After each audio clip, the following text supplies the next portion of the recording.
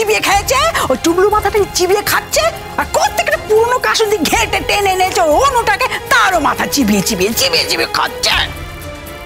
বচ্চাত মেয়ে কোথাকার, পুরুষ ঘেঁষা মেয়ে একটা।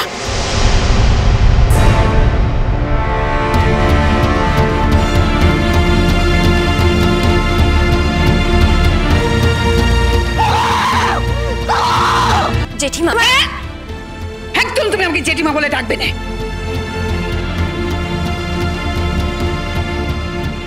আমি তোমাকে জেঠিমা বলে ডাকতেও চাই না, কিন্তু আমি কি করব বলো? আমার বাপি ছোটবেলা থেকে আমাকে এই শিক্ষাই দিয়েছে, বয়সে এবং সম্পর্কে যারা বড় তাদের কখনো নাম ধরে ডাকতে নেই। আমার কাছে উপায় থাকলে আমি তোমাকে ডাকতামই না। যাক, ওসব কথা বাদ দাও। তুমি আমাকে এতগুলো কথা বললে জেঠিমা, আমি কিন্তু তার উত্তরে একটু রাগিনি। কেন বলো তো? তার কারণ মানুষ সামনের লোকটাকে সেটাই বলে যেটা তার মনের মধ্যে থাকে। মানে তুমি আসলে যেমন, তুমি সামনের লোকটাকেও ঠিক সেরকম ভাবেই দেখতে চাও।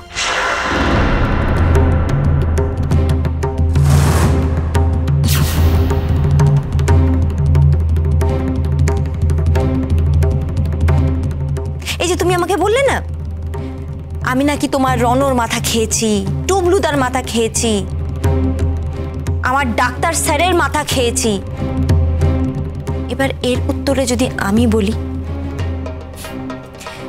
এই বিষয়ে আমার আদর্শ যে তুমি নও, সেটা তোমাকে কে বলল?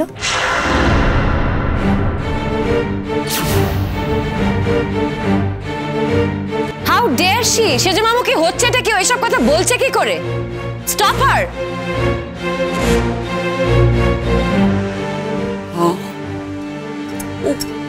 আগের কথাগুলো শুনে তোমার বোধহয় একটু খারাপ লাগেনি না রূপা?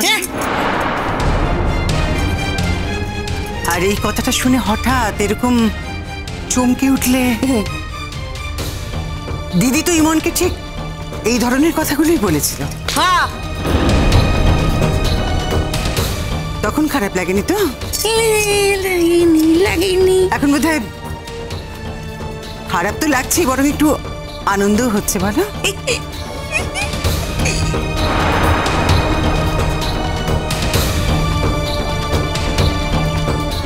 মেজো মামি, হোয়াটস রং উইথ ইউ? কি হয়েছে তোমার? তোমাকে এইভাবে আশকারা দেবে? এইভাবে? আমার কথা কিন্তু এখনো শেষ হয়নি। কথা কিন্তু এখনো শেষ হয়নি। বলে ফেল, বলে ফেল। কি বলবি বলে ফেল। কেউ তোর কিছু করতে পারবে না। কেউ যদি তোকে কিছু করে না, তুই আমায় করে দিবি। আমি আমার স্বামীকে বলে সব টাকা সাহায্য করে দেবা।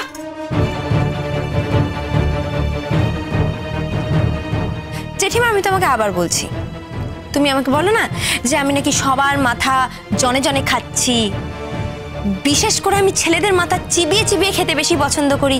কি করব বলো, আমি না একটু ছেলে ঘেঁষা, মানে ঠিক তুমিও যেমন।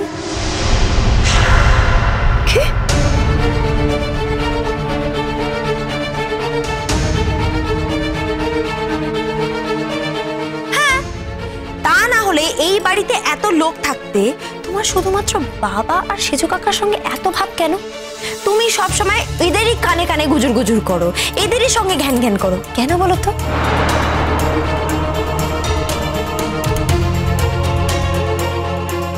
তুমি এদের মাথা খেয়েছো ঠিক সেরকম ভাবে যেরকম ভাবে আমি তোমার রনর, তোমার টুবলুদার মাথা খেয়েছি, তাই না?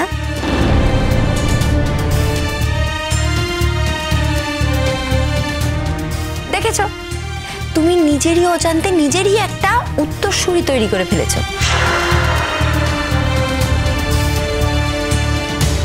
তোমার তো এর জন্য খুশি হওয়া উচিত।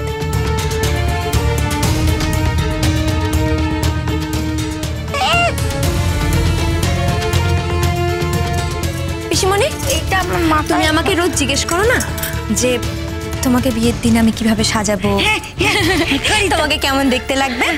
আমি তো এখন কলেজে যাচ্ছি, কলেজ থেকে ফিরে আসি, তারপর তোমাকে বেশ করে গল্প করব কি দিয়ে সাজাবো, কিরকম দেখতে লাগবে, তুমি কত তুমি সাজবে। তুমি এখন ওপরে যাও, যাও, আর এখানে থাকবে না, তুমি যাও। আমি আসছি সাবধানে আসো না মামা, দুর্গা মা, দুর্গা দুর্গা। আসছি।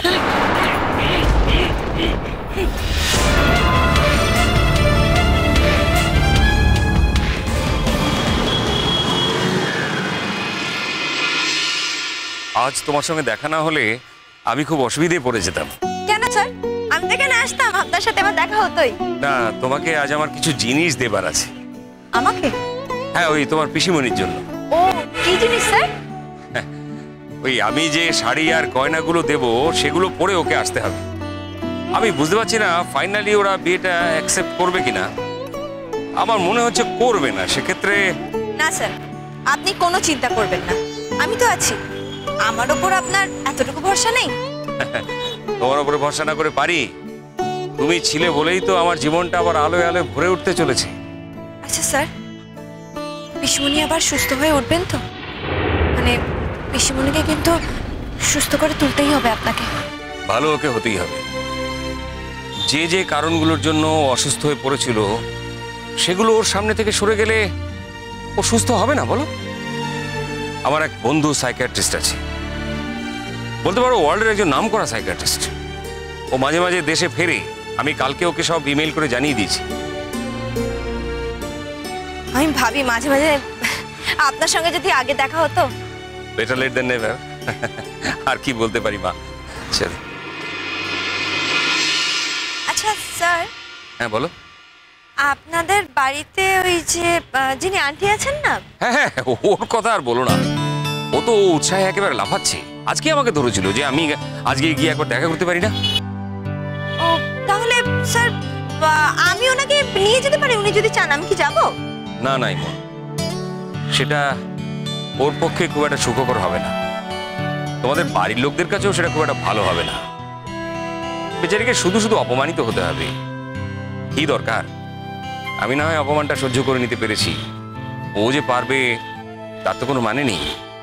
জানেন তো স্যার, এখনো পর্যন্ত ওই বাড়ির একটা লোককে আমি এতটুকু এই বিয়ের জন্য রাজি করাতে পারলাম না। শুধু আমি আর মিস্টার রণজয় চ্যাটার্জি। এই দাঁড়াও তো। কি হলো স্যার? আচ্ছা, তুমি তোমার হাজব্যান্ডকে রণজয় চ্যাটার্জি বলে ডাকো কেন? তাহলে কি বলে ডাকবো স্যার? ওনার নাম তো এটাই।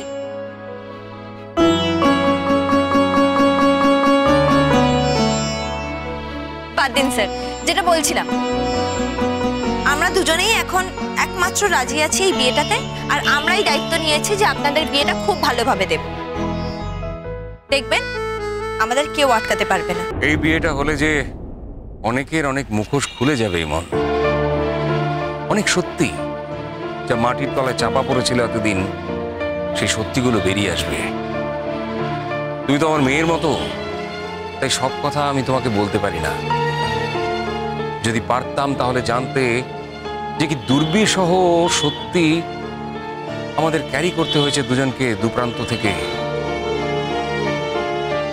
তোমার পিসিমণি অদ্ভুত কথা বলছিল সেদিন। আমি তো ওর কথাগুলোই খেয়াল করে শুনছিলাম। ও বারবার ওর ছেলের কথা বলছিল। তোমার পিসিমণির সন্তান সম্ভাবনার কথা আমি যে একেবারে জানতাম না তা নয়, কিন্তু তার পরিণতি কি হয়েছিল সেটা সত্যি আমি জানতে পারিনি। ও যেটা বলছিল সেটা যদি সত্যি হয় তাহলে তো সে এক ভয়ঙ্কর সত্য যে ওর কোল থেকে ওর বাচ্চাকে কেড়ে নিয়ে ওরা তাকে অন্য কোথাও দিয়ে দিয়েছিল। স্যার, এত কিছুর পরও যখন আপনাদের যোগাযোগ হয়েছে, আপনার আবার পিসমণির সঙ্গে দেখা হয়েছে, আপনারা আবার একসঙ্গে থাকতে চলেছেন, তখন দেখবেন যেই বাচ্চাটা পিসমণির কোল থেকে দূরে সরে গিয়েছিল, সেই বাচ্চাটারও আপনারা খোঁজ পাবেন। সবকিছুকে আর অঙ্কের নিয়মে মেলে মা? কিছু কিছু প্রশ্নের উত্তর সারা জীবনে পাওয়া যায় না।